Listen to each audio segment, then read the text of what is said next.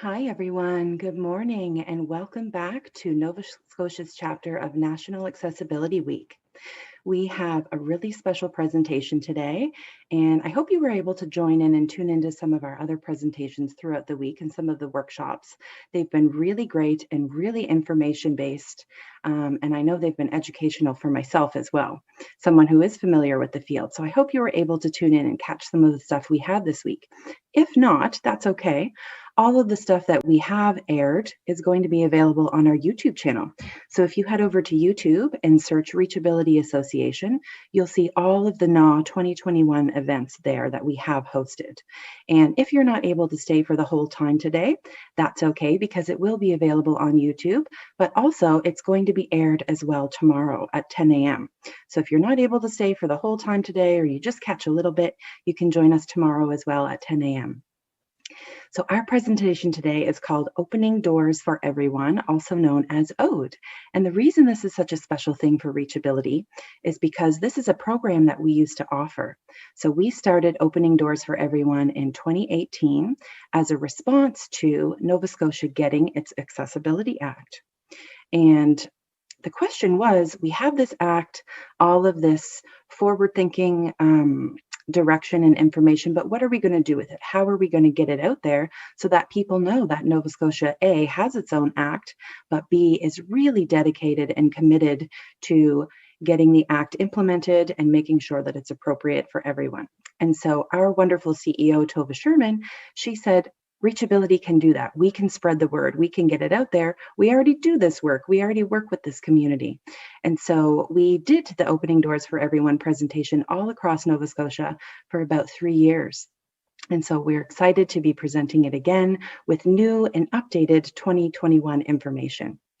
So welcome. If you've already joined our events, welcome back. My name's Amanda, and I'm one of the program coordinators at reachAbility. So if you're unfamiliar with reachAbility, I'm sure you've heard a little bit about us throughout the week if you've joined, but I'm just going to tell you a little bit about our reachAbility method. And one of the things our CEO likes to promote is that we offer many services to the few. So we work with the disability community in Metro, in Nova Scotia, and instead of offering a bunch of services, or a little bit of services to a bunch of people, we offer a bunch of services to the disability community. And so what we currently provide is employment support. So we have 2 programs for people who are looking for employment-related support or brushing up on those employment skills. We also offer self-development programs. So we have our One Step Closer program and our BOSS program that helps people develop these soft or personal skills that are also helpful in the workplace as well. We also have our legal services, which is where reachAbility started 20 years ago. And of course, we are hosting for the 3rd year National Accessibility Week here in Nova Scotia. So thank you so much for joining us. If you want to learn more about reachAbility, you can head on over to our website, reachability.org, and take a browse there at everything we offer. One of the other things that we offer at reachAbility that oftentimes our clients don't really get to learn about, but our business partners and our community partners can be very aware of, is something called IIA, which stands for Inclusion in Action Training. And this training is provided by our CEO, who has over 25 years experience working with the disability community and is a first-person voice, so a representative for this wonderful community. And her stance for the Inclusion in Action training is that even if we remove all of these architectural barriers in the workplace and in our communities, without the education and training and really the knowledge, the attitudinal barriers will still remain.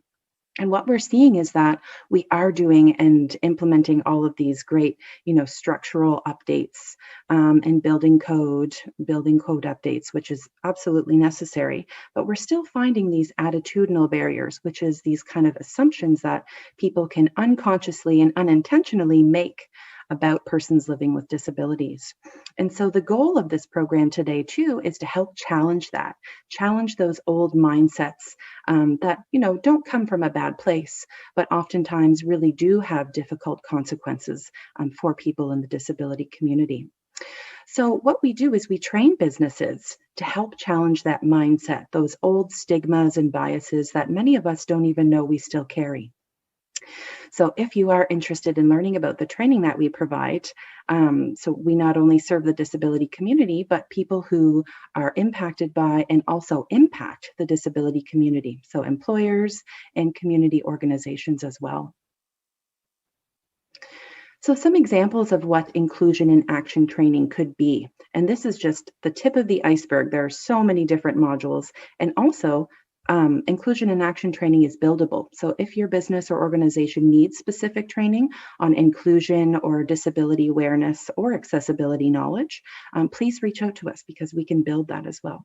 So some examples of inclusion in action training could be diversity awareness, disability in the hospitality industry, very popular as we have a lot of clients who work in that industry, mental health in the workplace, accommodation and assessment in the workplace and beyond. So how to look at accommodation from a 2021 lens, in which we're going to talk about a little bit today too, because accommodation can be one of those scary things that is unnecessarily scary. It doesn't need to be scary. It's actually a really wonderful thing when you're able to provide it. Hiring and retaining diverse employees. So if you've been inspired through all of this wonderful NAAW work that we've done this week and want to learn how you can get involved as a business or an employer, certainly reach out to us, because that's something that, first of all, we have clients who are always looking, but second of all, we can do some training in how to really incorporate the disability community in your hiring and retaining practices. And the last one, which is one of my personal favorites, our CEO is going to laugh at that one, but work-life balance, which is probably one of the most fun training modules I've ever had the experience of taking part in. So let us know, reach out to us, and if any of this interests you or your business and organization has any training needs, please reach out and let us know. I want to start today by showing a video, one of my favorite videos that reachAbility has ever filmed. And this is a video from 2015, and it was made for Elections Nova Scotia, because their focus in 2015 was, we want to make sure that we are being inclusive and accessible because people have the right to vote. And so reachAbility responded with this video talking about accessibility and hopefully challenging that old definition about what people often immediately assume accessibility means. So let's take a look.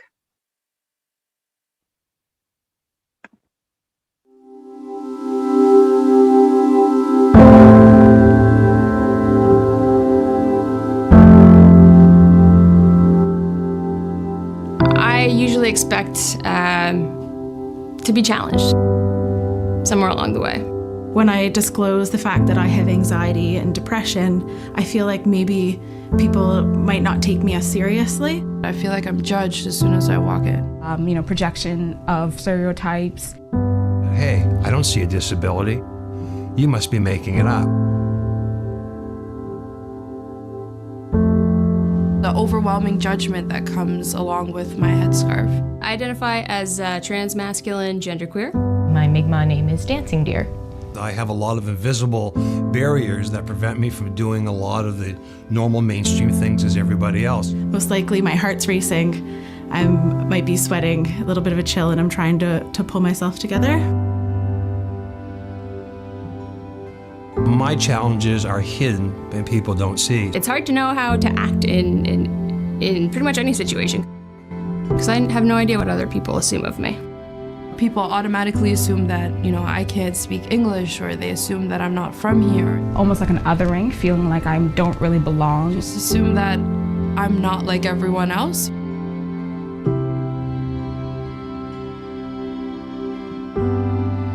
Every noise, every color is brighter, every noise is louder. I have people tell me I'm in the wrong washroom. I have people yell at me. I've had people start crying.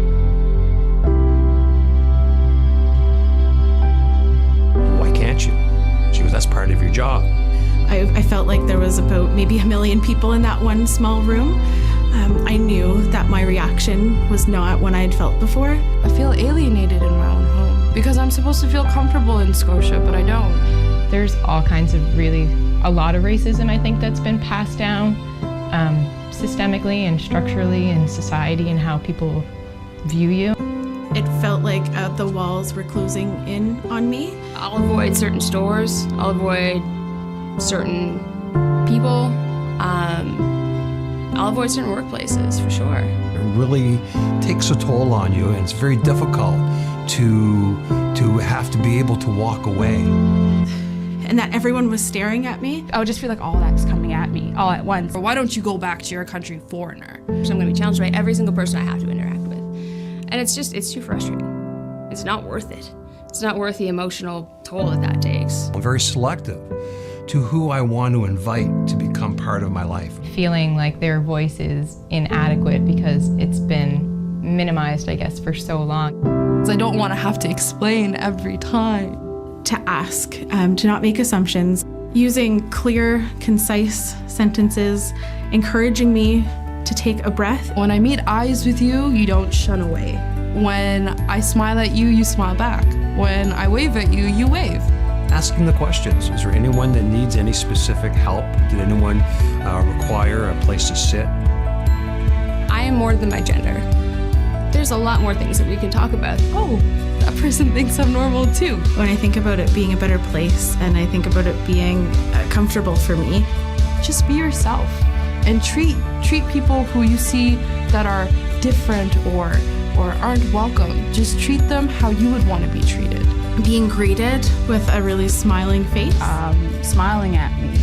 Being a person and treating another person with the same respect that you would want to be treated with. Such a simple action that doesn't really take much thought, but it does make such a big difference because It's my right to vote, and it's a democratic process I want to be a part of.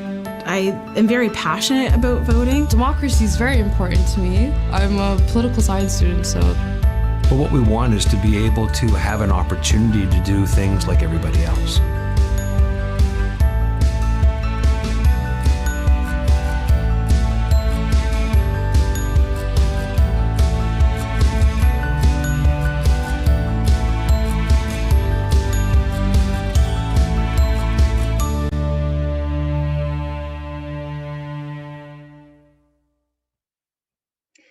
I love that video because it really showcases the point that when we implement accessibility and inclusion practices, it doesn't just exclusively benefit the disability community, it benefits us all.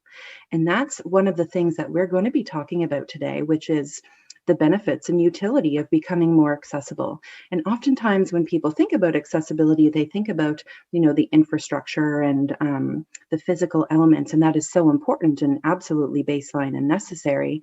But what is often forgotten is, again, like our CEO talks about, those attitudinal barriers, right? Those old assumptions and stereotypes that do create real barriers for people. And so as we get going here, keep this video in mind, in the back of your mind, in terms of challenging ourselves to expand our box of understanding of what accessibility and inclusion truly means. Also, if anyone has any questions throughout this seminar, we're going to do a Q&A with myself afterward. So if you want to, head on over to YouTube and you can type the comments in the comment section. And one of my lovely coworkers is actually going to text those to me. So if anyone has any comments and they want to address them in the Q&A at the end, you can certainly do that in that way. So head on over to YouTube and put the comments underneath in this ode seminar in the comment boxes, and I will answer them at the end to the best of my ability. And if I can't, I will certainly find someone who can. So today we are focused on persons living with disabilities, the disability community here in Nova Scotia. So just to reiterate, one of those points made in the video is that, some disabilities we can see with our eyes, they're obvious to us. Some of them, not so much. And I love this image. If you're a visual learner like myself, it really kind of solidifies that point that, yes, sometimes we can see that somebody has a barrier, but oftentimes we can't. And when we talk about disability statistics here in Nova Scotia, which I'm going to get into, you'll see that a lot of hidden or invisible disabilities actually represent a large portion of the disability community. So this comes from the novascotia.ca website on disability statistics here in Nova Scotia. So this is provincially specific. So in Nova Scotia, out of persons with disabilities, almost 20% are pain related, just over 14% are flexibility related, Just over 13% are mobility related, and almost 12% are mental health related. And you'll see some other categories here as well. So dexterity, hearing, seeing, memory, learning, and developmental disabilities. So we have all of these different categories. Some of them are physical and some of them are cognitive. And oftentimes the cognitive ones go unseen or unnoticed because people, A, don't know they're struggling, but B, it's less obvious, right? It's a less obvious thing. And so we've come to this kind of place where we understand that, okay, we have a lot of people who require accommodations and inclusion practices. So our forward-thinking province here in Nova Scotia recognizes the need for inclusive properties, objectives, and goals. And that was one of the main reasons why we implemented our own Accessibility Act. In fact, did you know, you might have heard these statistics before, but just as a nice reminder, 30% of Nova Scotians who are 15 years and older have at least one disability. This actually represents the highest disability rate in Canada. So 30%, that's almost a third of our population, 1 in 3 almost. Nova Scotia has one of the highest percentages of senior citizens per capita, right after New Brunswick and Newfoundland. Seems to be a maritime thing. We have an aging population here. So even when we talk about, accessibility and inclusion benefiting people with disabilities, senior citizens, we know that they can have mobility issues and require accessibility standards. Even if they don't have a diagnosed disability, they still definitely require and benefit from accessibility measures. And currently, Nova Scotia has more seniors than youth, and not only youth, but newcomers as well. So what we're seeing, and the point of us bringing these statistics to the table, is that more people are leaving our workforce than are coming in. And we're seeing these big gaps. So one of the advantages of inclusion is to fill those gaps and to make sure that people are aware of organizations like reachAbility who have all of these wonderful clients and really capable and able clients who are looking for work, meaningful work. So as baby boomers are moving through their 60s and they're beginning to retire, the number of young people and newcomers that are coming into our workforce and into our province is actually insufficient to meet this demand. So again, we're seeing these gaps. We're seeing employers kind of scrambling and thinking, I need to get people working in my business. I have a need for that. So this is why employers and organizations who recognize the talent of our disability community and people living with disabilities, they understand and they're actually at an advantage, right? They're ahead of this curve. They're filling these gaps because they understand, okay, there are job seekers out there who maybe I've looked over in the past, or maybe I've kind of made an assumption that they couldn't do this job. And that's why we call our disability community the untapped workforce. And the reason is because they often get looked over in our hiring practices.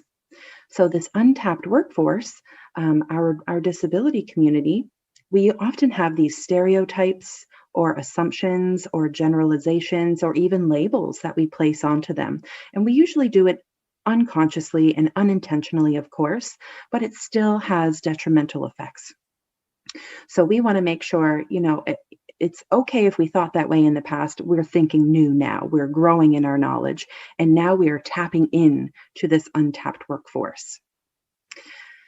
So businesses and organizations who challenge these assumptions or who organize training, for example, our IIA training, to help challenge these assumptions and get accurate and up-to-date information and education from people and from those first-person voices who we do include, they're already ahead of this wave that's coming, this tsunami almost that's coming. So oftentimes businesses like you to come with facts, right? They want you to come with real statistics that they can say, okay, I understand maybe from my heart why it's important to be inclusive and accessible, but how is this actually going to increase my business? How is it going to help my business? And so we like to present some facts. These are Canada-based facts, but Nova Scotia, of course, is a part of Canada, so we're included in this too. So there was research that was actually published back in 2016 from Fortune Magazine and Simmons Market Research Bureau about the disability community in Canada. And this was to help businesses challenge that old mindset that, people with disabilities, they live in supportive housing. They're not necessarily the people who are out accessing our services and buying our goods. And even though for some of us that might sound awful, that's actually a really commonly held old stereotype that we still see present today. And so presenting these facts really helps challenge that. It's like our own little version of Mythbusters that we like to present these facts to help with. So out of the disability community in Canada, almost half are principal shoppers for their household. So again, that helps blast that stereotype that everyone who has a disability lives in supportive living and there's someone doing their shopping for them. That's not true. For some people it is, but that's not true for the whole disability community. Almost half are married again. So again, there's another assumption that we're helping blast, which is people with disabilities, they can't access weddings or wedding venues.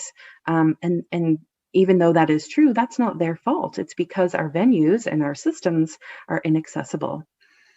77% have disposable income. Again, that one comes from this assumption and stereotype that people who have disabilities really don't have a lot of extra money because they're receiving a disability benefit or something like that, or they're not able to work. And that's simply not true. And almost 60% own their own homes. So if you're a business who helps with the building of or maintaining of a home, you're actually missing out on a lot of business by being inaccessible or non-inclusive. And so businesses usually start to perk up after you give them these figures and these numbers. And specifically with this one, I love to present this statistic. So everyone here probably knows someone who owns a business or who works somewhere and does hiring, or who cares about, maybe a small business owner here in Nova Scotia. So I love asking the question, if there were an untapped multi-billion-dollar market, would you want to know about it? And the answer is, of course. Even if you're not a business owner, that's curious. You're like, what is this? What is this untapped market? Would you want to know if you were unintentionally preventing those customers from doing business with you? Again, a resounding yes, of course. I want to tap into this untapped market. So this market, this untapped market, in the same way that we say this untapped potential in our workforce, is actually Canadians living with disabilities. And because 1 in 5, the statistic in Canada is a little less than Nova Scotia, but 1 in 5 Canadians self-identifies as having a disability, which represents a purchasing power worth $55 billion annually. So this isn't small potatoes that we're missing out on when we're inadvertently inaccessible and non-inclusive. And it's not just the people in the disability community who are impacted by this. You have to consider their extended networks, like their family, friends, maybe travel companions or their support workers. So if your business is inaccessible, you're not just leaving out the person with the disability, you're leaving out their whole network as well, their social network. And I talk to a lot of people throughout the years of presenting ODE who live with somebody or who have a loved one with a disability. And they'll tell me, even if I'm not with my person who I love, who has a disability, I still won't go into an inaccessible space. Even if I can access it, I'll still choose to take my business elsewhere because I want to support businesses who are focusing on accessibility and inclusion measures. Okay, so I'm going to get into talking a little bit about our Accessibility Act. So it came in 2017. So if you're unfamiliar, it can be a lot of information to take in, but that's okay because I'm going to be giving you my contact at the end of this. And also you can head on over to our YouTube page and ask any questions you want, and I'll address them at the end. So if it goes a little bit fast or it's a lot of information to absorb, that's okay. So right before we got our act in 2017, there was a survey that went out to Government of Nova Scotia employees, and the survey had one question. And the question was, what does accessibility mean? And we included this in this program because it's so important to know that Nova Scotians, even before we got our act, were already understanding and educated and on board with the importance and benefit of accessibility. And so they broke down the answers that they got. They got over 1,700 responses. And they broke down and categorized the answers into these 5 categories. And I love showcasing this because when I ask people the question, what does accessibility mean? I get kind of the the assumptive or the generalized version, which is, we have to physically be accessible. We have to make sure our physical spaces are accessible. And people often don't think beyond that. And like I mentioned, that's such a foundation to accessibility. We got to get people into our buildings in order to access our services. But accessibility, as Nova Scotians have so eloquently pointed out here, means a lot more than that. So the responses from people said that it means being inclusive and equitable. And we're going to talk about the difference a little bit later between being equitable and offering equal services. It also means being barrier-free. So again, we're going to talk a little bit later about accommodations, and being able to offer accommodations and make accommodations is so wonderful. However, we want to move forward to a place where people with disabilities can be independent and make decisions and participate on their own without always having to be accommodated. Again, accommodations are wonderful when they can be made, but we want to move toward a structure and system and society where people can just choose. They don't need accommodations all the time. They can just access things because our systems are barrier-free. Accessibility also means being safe and respectful. So those are two things you probably wouldn't have considered right off the bat if I asked you, what does accessibility mean? So if I walk into your business or organization and I don't feel respected or safe there, that's an inaccessible space for me. I'm certainly not going to be back, and I'm probably going to spread the word that you don't want to go here. This is not a place of safety. It also means being educated and aware. So participating in training like NAAW, like that we've offered all week, making sure that you're up to date and educated and aware, even if you don't know somebody who has a disability. That's kind of the crucial piece to making sure that you are up to date and aware. So if you don't know someone who's a first person voice, participating in trainings like these is very important. And being proactive, the last one. So being proactive specifically with accessibility means we are considering inclusion and accessibility in the first part of our designing of systems and structures and policies too, rather than at the end. So what we're seeing right now is we have a lot of backpedaling to do for the last, few hundred years of inaccessible spaces. So we want to make sure moving forward that accessibility is not just a quick little add-in at the end. It's considered first and foremost. Okay, so like I mentioned, in 2017, on April 27th, Nova Scotia's Accessibility Act was passed. And this is always a surprising statistic when I tell people, because sometimes we get into this mindset that Nova Scotia is old and behind the times, and everywhere else is advanced and they're moving forward and we're kind of stuck in our ways. But Nova Scotia was actually only the third Canadian province to implement accessibility legislation. So out of all of our provinces, we were number 3, and Ontario and Manitoba were first.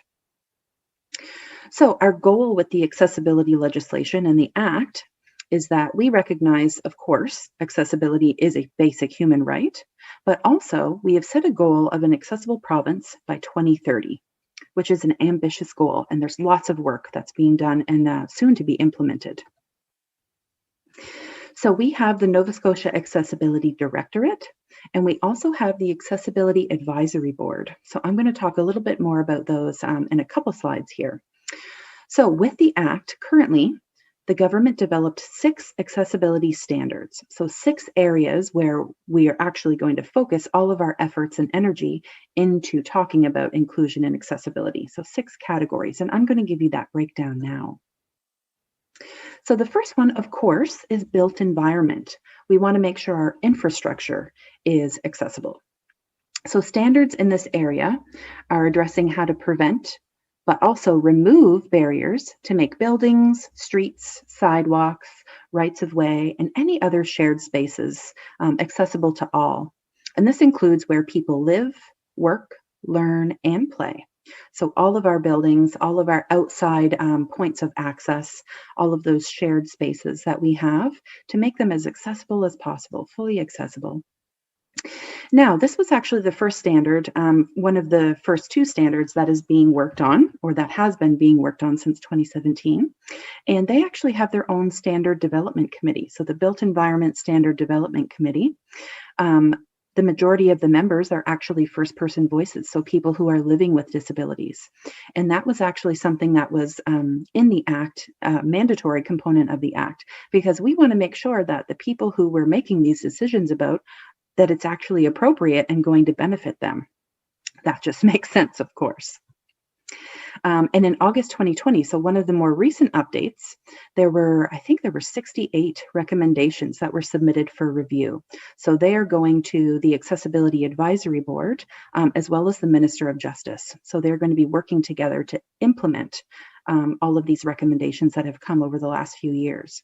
So some of the built environment recommendations are in the categories of parking, accessible parking, pedestrian facilities, exterior approaches, so how our outdoor spaces can be more accessible, emergency systems, site selections, signage, washrooms, of course, interiors, housing and residence, and parks and recreation. So all of the recommendations for accessibility have been made in those different categories. And what you'll see is that the implementation of these recommendations will be starting in 2022. So very soon, we're going to be seeing some changes. The second standard is in education. And oftentimes people, when you think of education, you think of like the school building, but that's actually built environment. So education is a little bit different. Education is actually how students will get the instruction and learning materials that they need. So how we can teach people with disabilities who maybe learn in different ways or unique ways, and make sure that they get all of the materials and lessons that they need, just like everybody else can. So making sure that we create barrier-free learning environments for students in public schools, but also private institutions as well, like colleges and universities. So these standards are going to address how all students with disabilities get everything that they need to be able to participate and learn. And this requires an education system that prioritizes the knowledge and leadership of marginalized communities as well. The goal is meaningful participation of all learners and educational policies, programs, practices, and services that are inclusive, flexible, and responsive. So the education standard also has its own standards development committee, and they have been working for the last few years to make recommendations to our education minister and to the board to review, to increase things like capacity building, inclusive teaching and learning, accessibility services, research, accountability, communication, and navigation. So again, they're working with community members, but also the board members, who the majority are people living with disabilities. The third standard is employment, something obviously very near and dear to our heart at reachAbility, as we have our employment supportive programs. So the employment standards are going to support people with disabilities in finding meaningful and appropriate employment. And the goal is to ensure equal access to employment for persons with disabilities. So remember when I talked about that untapped workforce? The government is saying, let's tap in. We need to tap into this workforce. We have wonderful people who are capable and able to do many different jobs. And so we need to stop looking over them. We need to include them in our hiring practices. Number 4 is goods and services. So the fourth standard. And standards for delivering and receiving our goods and services are going to address the use of things like assistive devices when accessing services, how goods and services are obtained, and also training, so specific training on how to serve people with disabilities. And I love to give people the example. They'll say, well, what's an example of a goods and service and offering in an accommodated way? Like, what does that mean? And I love giving the example. I have a friend who is a massage therapist, and I say, when I go for a massage, I can, disrobe, jump up on the table, have my massage, leave, and go home, just in a simple kind of everyday way. But not everyone is able to do that. So how can we think outside the box to make sure that someone with a disability is not missing out on the wonderful service and healing benefit of massage therapy, just because they can't do it in the traditional way that other people can, doesn't mean that we can't still offer them something so beneficial, just in an accommodated way. Number 5 is IT, so information and communication. So this standard is addressing how all Nova Scotians can share and receive the same information. So this could be business or organizations' websites, They might consider alternative formats. So for example, offering some of your materials in Braille, or having American Sign Language, someone who is an interpreter to offer sign language for an event. Plain language documents, that's an interesting one. So moving forward to using really concise, clear-cut language.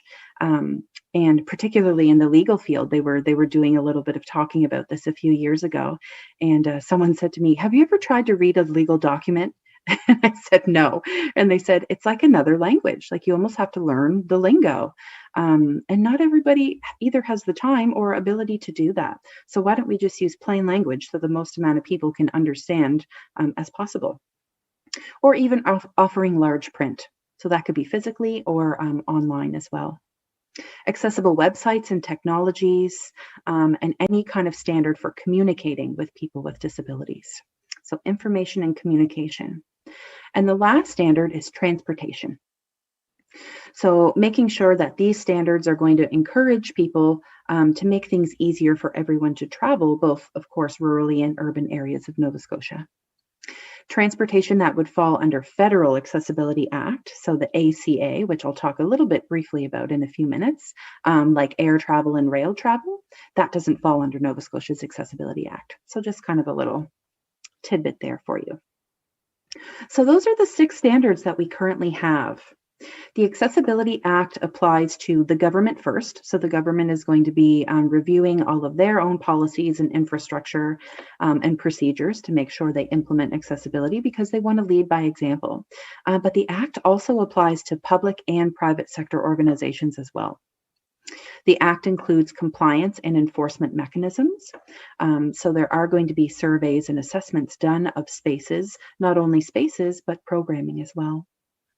And the provincial government, so you might not have known this might be new information to you, but our provincial government annually invests $1 million a year in accessibility grants for businesses and community organizations to become more accessible. So I'm going to give you a little breakdown of that so you know if you might benefit or someone you know might benefit from accessing this grant program to pass along this information.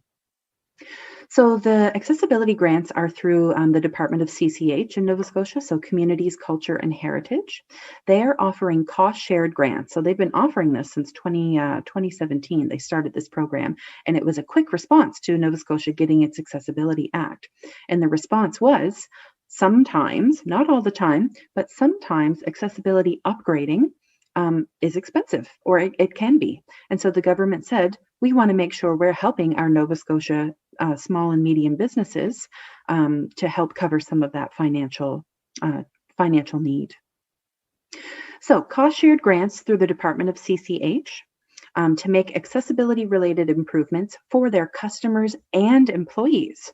So oftentimes people don't know that they can make their business space more accessible to hire someone with a disability that might need an accommodation or an accessibility feature. So the grants will cover 2/3 of eligible expenses, so 66%, and they're capped at certain amounts, and I'll go through those. I'll go through each of the capped amounts. The grants are limited to $100,000 per applicant per year, and that's the link. So if you go to that link, you'll see the application process, but also the application guidelines. So there's a whole breakdown you can read there of all the requirements and guidelines to not only applying, but receiving funding for accessibility measures. Right now, so right where we're at right now in June for 2021, we have about $600,000 of grant remaining. So CCH is recommending, if you are looking to apply, get those applications in by late fall, because the projects that need to be completed for funding, they need to do that before the end of the fiscal year, so March 31st, 2022. So if you are looking into or interested in learning more about a grant, we encourage people to start that process now, as quick as you can, as quick as possible. So I'm going to give you some examples of what could be covered in the different categories of funding that you could receive an accessibility grant for. And what you'll notice is that these go they align very nicely with the standards that were laid out in the Act. So accessibility related improvements could fall under one or more of the following categories. So of course, number one, built environment. So we want to make sure we remove those physical barriers for our disability community, customers and employees to access all business services. So this could be improvements to the physical environment of a business, like curb cuts, accessible parking, making bathrooms more accessible, installing automatic door openers, or just creating barrier-free paths of travel. So making sure you have space, you're offering that space. So the grant funding for our built environment is a maximum of $50,000. That's the max that someone could receive. And again, it's 2/3, so about 66%. The next thing that a business could receive a grant for is for accessible communication and information sharing. So making sure that all of your customers, clients, and employees can access all the information related to your business. So this could be improvements relating to accessible web design, accessible signage, assistive technologies that allow someone who is blind or deaf or hard of hearing to communicate with your business. It could be conversion of commercial documentation into Braille or another format. It could be closed captioning of videos, or even fire alarms. Fire alarms could be included in this one as well. So the capped amount here is $30,000. That's the max that you could receive, as long as that's 2/3. So that 66% still applies. The next category of funding you could receive is for assistive devices. So the cool thing about this one is the grant not only covers the purchasing of the devices, but also the training of your employees to learn how to accurately and appropriately use those devices to make sure they are being used in the best way possible and the safest way possible. Because it's a great thing to have this wonderful new piece of accessible technology, but we need to know how to use it for sure. So the capped amount here is $30,000. And this could be for things like handrails, adaptive washroom fixtures. Those would fall under the built environment category. So these are for the assistive device category is more so for things like movable equipment. So page turners, adaptive switches, voice recognition programs, or even specialized door levers. Those are just some examples. That's not the whole exhaustive list. There's definitely more that could be covered under the assistive devices category. The second last one is accessible transportation. So whether that is purchasing a new vehicle or upgrading an existing vehicle to convert it into an accessible transportation vehicle. So that would not just be for someone who's driving it, but also for passengers as well. So this could be like a shuttle service, fleet vehicles, taxis, anything that would improve access to those services could be covered. So the maximum here, the capped amount is $20,000. And the last thing that you could receive a grant for is something called Universal Design Capacity Building. So this is to make sure that people are trained in the accessibility and inclusion field. So trainer fees, resources, hosting costs, project management costs, promotion.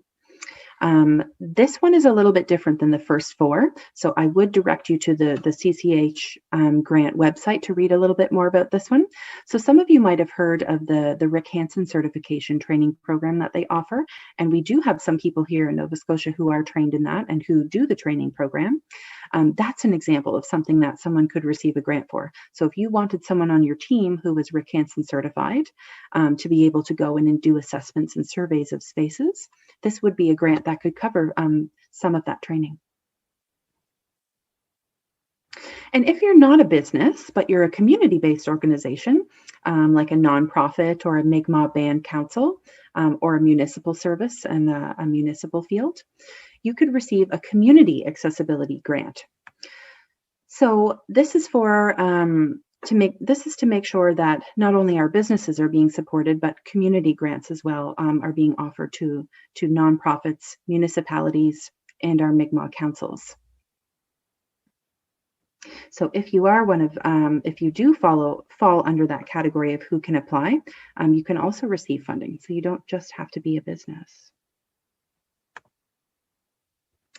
Okay, so talking about the ACA, the Accessible Canada Act came right after the Nova Scotia Accessibility Act. And the cool part of this is that Nationally, Canada actually consulted with Nova Scotia, Manitoba, and Ontario to talk about their accessibility act. So what we were doing, what has been working, what hasn't, and they developed their act based on the three provinces that already had their own act. So I think that's pretty cool that Nova Scotia was a leader in helping Canada develop their own act as well. So the people who fall under the ACA or who would have to comply with the ACA measures are Parliament, any Government of Canada services and agencies, anyone who's federally regulated in the private sector, and of course our Canadian Forces and RCMP. So those are the people who would fall under the ACA. But what you'll see actually is that the ACA standards are very similar to Nova Scotia's. So oftentimes people who have taken OAD in the past will say, okay, but if I do all of my upgrading and updating based on Nova Scotia standards, is Canada going to come in with a bunch of new standards and say I have to do it all over again differently? And the answer is absolutely not.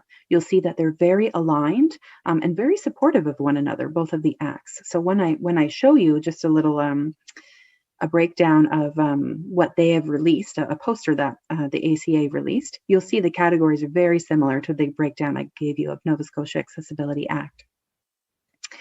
So they have their own Canadian Accessibility Standards Development Organization, just like Nova Scotia has its advisory board and its directorate as well as the Built Environment and Education Standards Boards. Their motto, which I love, is nothing about us without us. So making sure, again, that we're not making decisions about people without actually contacting and making sure those decisions are going to be appropriate for those people. That just makes sense. And National Accessibility Week came out of the ACA. So what we've been hosting for this last week in the last 3 years is something that was a result of Canada getting its own Accessibility Act. And one of the updates, if you were able to catch the event with Carla Qualtrough and our CEO, Tova Sherman, Carla said something that really hit me, and I updated it to a NAAW 2021 update for OAD, which was nothing without us. So instead of saying nothing about us without us, let's just stop making decisions without consulting members in our community who represent a large portion of our population, which is the disability community. So Carla, if you're watching, I really loved that shortened version, let's just make it nothing without us. Absolutely. And I really think, our society is nothing without including these populations that often get marginalized.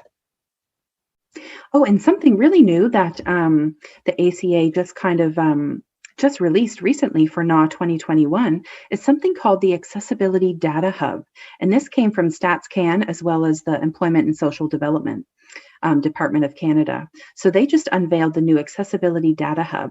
So if you're looking for data and information related to accessibility, or you're looking for like tables or infographics, government data, as well as laws related to accessibility, this is a one-stop shop that they've created.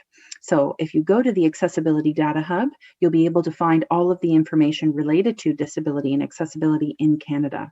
So it's just kind of like that one single point of access for all of this information, which I thought was a really neat thing that they released this year. I was excited to talk about that. So these are the two posters that the ACA released back in 2017. Actually, I think these are from 2018, right after the act was implemented. And so what you'll see here, I know it's hard to read. You can, if you go to the ACA website, you can blow these up and expand them. But on the right-hand side, you'll see the different standards that they've developed, and very, very similar to Nova Scotia's standards. So you can see how those acts really did grow from one another and took the lead from Nova Scotia.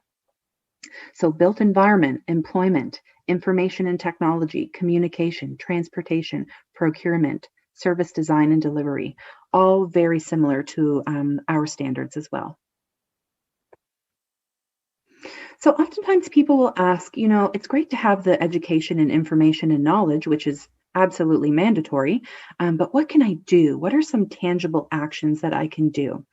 And we talk about accommodation a lot. And I mentioned earlier How accommodation for some people can be a really scary word. People shy away from it. People don't want to talk about it. And that in itself, the shying away from it, creates more barriers.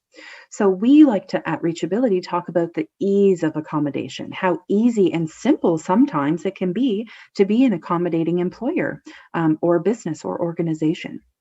Because any change or any shift in the environment that allows a person with a disability, impairment, or barrier to participate or be engaged is considered an accommodation.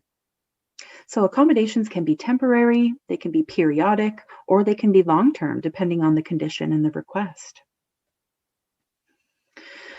So some statistics that came from Canada about workplace accommodations specifically for employees with disabilities. About 1 in 3, so 37% of employees in Canada require at least one workplace accommodation to be able to do their job. So when we talk about accommodation and people feel a little bit nervous, I guarantee if you're an employer, you're probably already offering some form of accommodation to someone and you didn't even know it. So a lot of the accommodations that we provide people can be unconscious, but some of them are very intentional. They've been asked for and requested and also received. So 3 of the most common workplace accommodations in Canada that have been measured are flexible work arrangements, workstation modifications, and human or technical supports. So those are the top 3. And just to give you some more examples of other types of accommodations that could be made in a workplace, modified hours or days or reduced work hours, different duties, a special chair or a physical support, a modified or ergonomic workstation.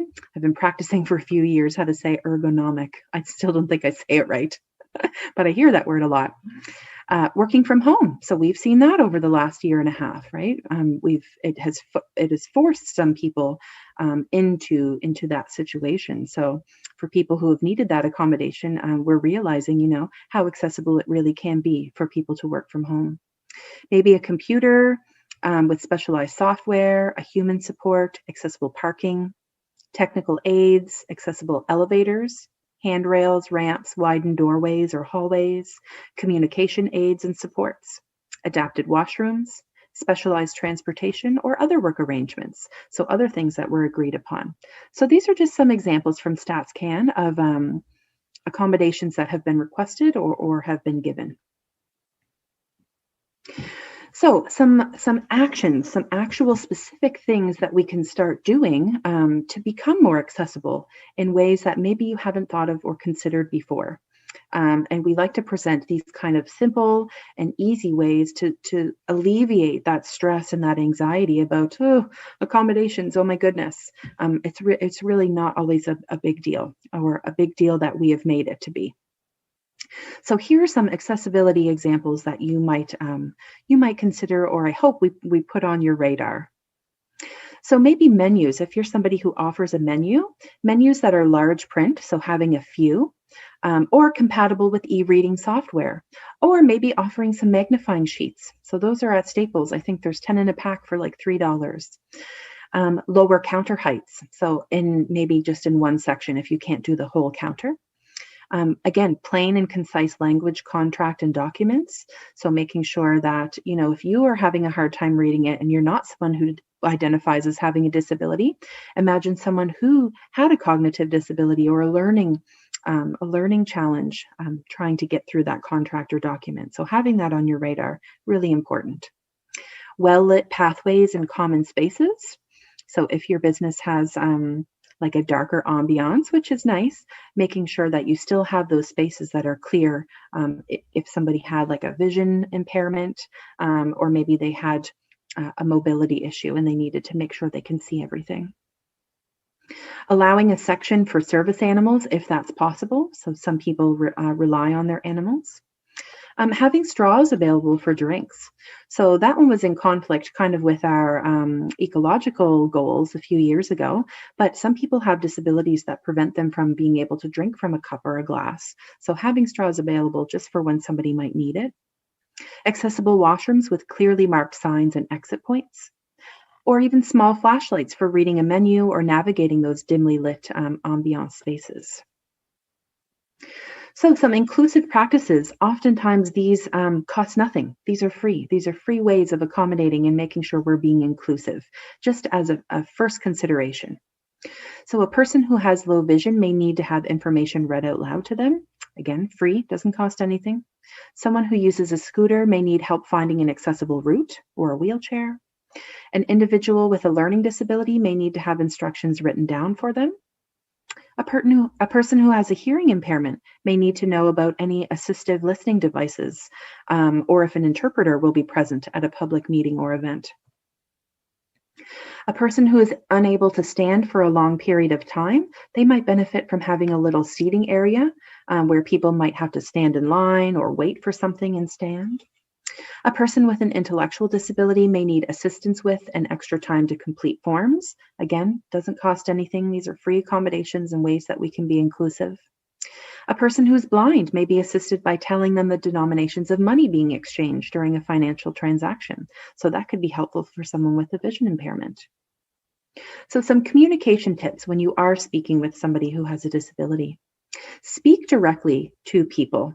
Don't avoid eye contact or speak only to their companions. So if somebody does have an interpreter, make sure you're still engaging and interacting with the actual person and not just their interpreter.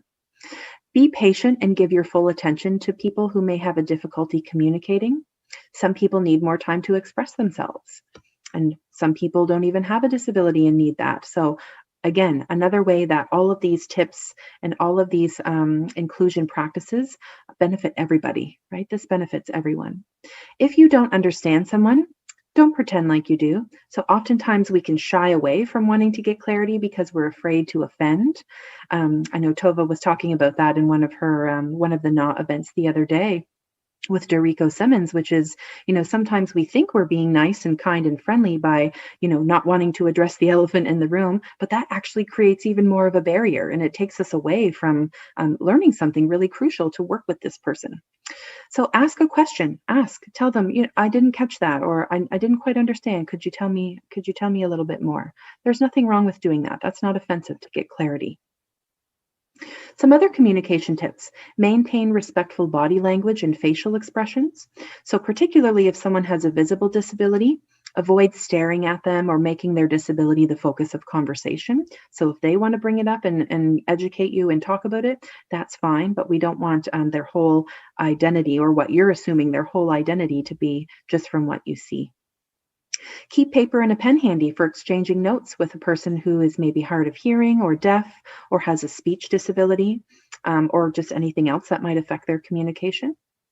And when you're speaking with someone who is using an assistive device like a wheelchair or a scooter or anything else, it could be helpful to sit at their level, so to make eye contact at their level if possible, making the conversation easier. And please, please, please refrain from touching their assistive device.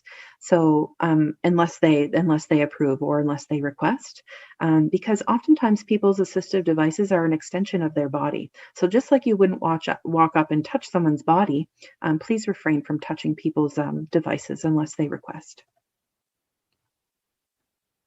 And if you're speaking with someone who is blind or has a vision impairment, identify yourself and anyone else who's around in the environment as well, if someone's with you, and let the person know like when you're leaving or if you're walking away, because remember, they might not be able to see you, or they might not be able to see some visual cues that you might be giving, especially like facial expressions, right? Make sure that you understand that you need to be descriptive of these things. So use specific words or information or even directions, because keep in mind, the person might not be able to see you, like pointing to something or nodding your head.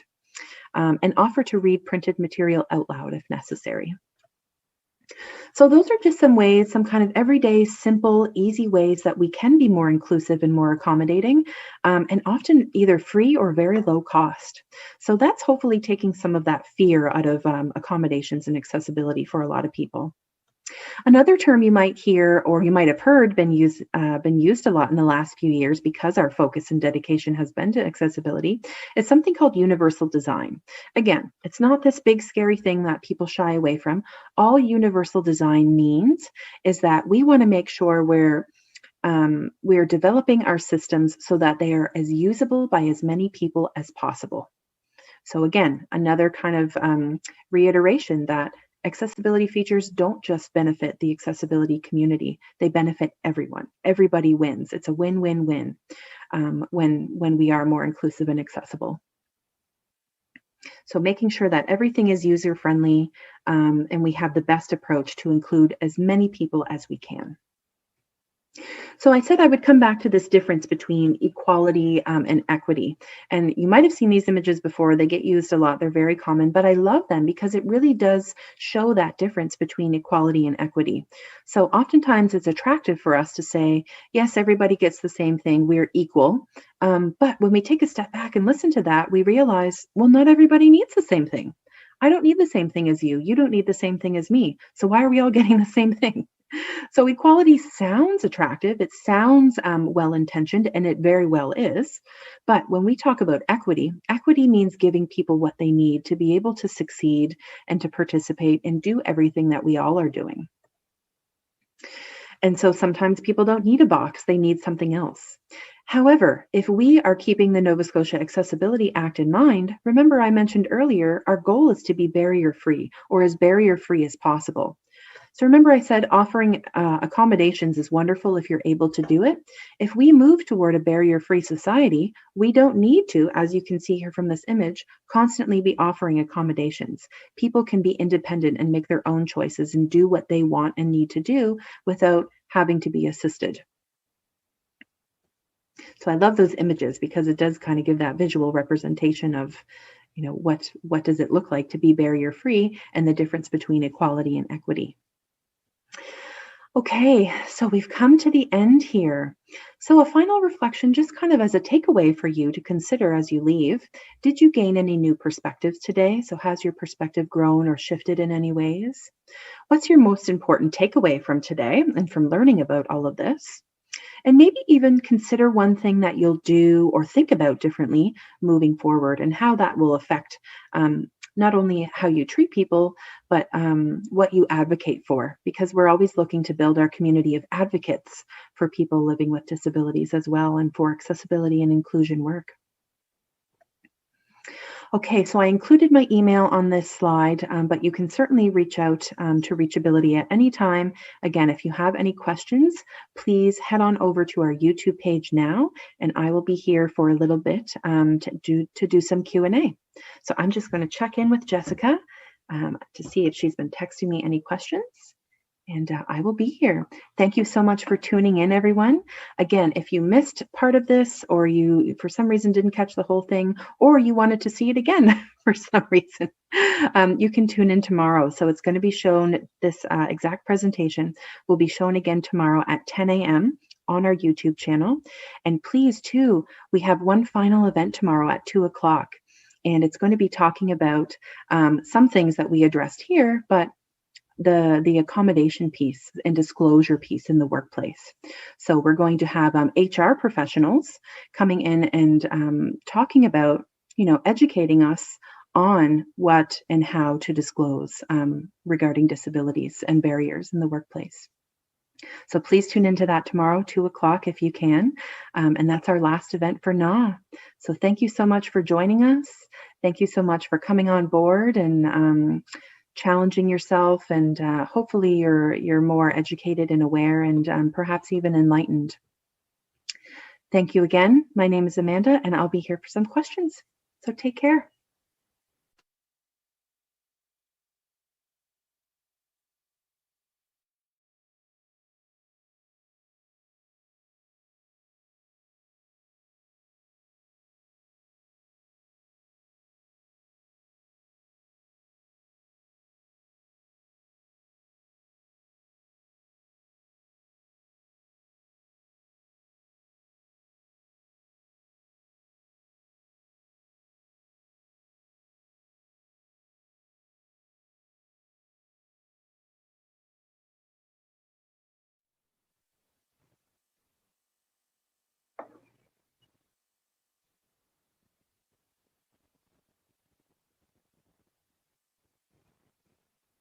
Okay, thank you. So we are here, and I have a few questions that have come in from our YouTube channel. Thank you so much, Jess. So the first one says, I'm curious, if I need to update my website and communication, can someone help me figure out what I'm supposed to change? I'm no accessibility pro. Yes, absolutely. So if you would like to reach out, we actually have a list of people who do accessibility work and are accessibility experts. So who do built environment work, but also IT work. So if you want to reach out to reachAbility, we have a few directions and a few names that we can give you. And one of them specifically for website configuration, accessibility configuration. Her name is Lisa Snyder, and she owns a business called Access Changes Everything. ACE, Access Changes Everything, Lisa Snyder. So she does a ton of online accessibility work. She's actually, the last time I spoke to her, she was out of Halifax and Calgary. So she was moving back and forth. So if anyone has any questions, they can reach out to us, or they can look up Access Changes Everything through Lisa Snyder. The second question here says, is it best to be able to provide an accommodation upon request? Or should I be prepared by making these changes, i.e. menu, font size, etc., to everything so it's always available? That's a really good question too.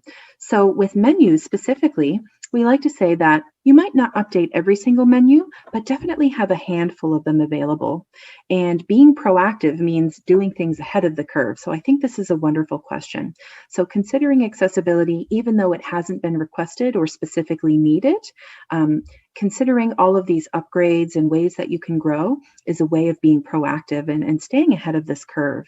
So yes, definitely making changes before they're needed, absolutely a process that we encourage as well. But also staying open, right? Sometimes we make those changes and then somebody needs something additional. So staying open-minded to always continuing to learn and grow. Yeah, wonderful question there. And the last one that I've received says, I'm wondering, what kind of accommodations employers could provide for people with invisible disabilities, such as mental health, learning disabilities, cognitive impairments, etc.? Yeah, another wonderful question. So I would say, first of all, of course, that's case by case. Some people have unique requests or unique accommodations. Sometimes having like a mental health support in the workplace or an EAP. So some companies will have a program where someone can call in through their insurance and they can receive counseling, or having someone on staff who is, we call it now, someone who is educated and aware in mental health is being trauma informed. So making sure that your staff, but also people who are in charge, are trauma informed. And trauma informed doesn't, again, just benefit people who've gone through trauma. It benefits anyone who might be going through challenging times. So making sure you and your staff are trauma informed, whether you need to take training or not. Making sure an EAP could be available if possible. That would be a wonderful way of accommodating cognitive or mental health disabilities. But again, just staying open-minded, making sure to have those conversations and making them a normal part of your workplace culture so that it's not like, again, this big scary thing that we avoid, just making it part of the daily routine of things that we talk about. I hear mental health talked about way more now than it was even 10 years ago. So we are making those, we are making progress and making it normal and accepted and just something that, is a natural, everyday, organic thing that we talk about. Yes, but definitely staying open and maybe even asking, maybe even having that staff meeting and saying, we're working toward being a more accommodating and inclusive employer. So maybe the staff can let us know if there's any areas that they think we could do better or provide some sort of support or accommodation.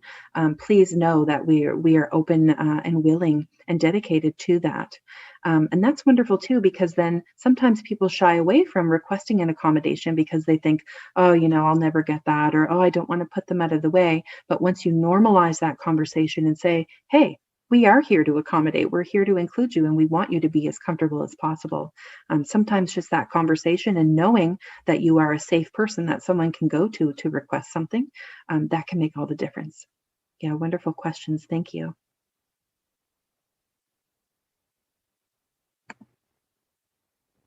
Okay, so we are going to wrap up. Again, if anyone has any questions, you can reach out to me directly.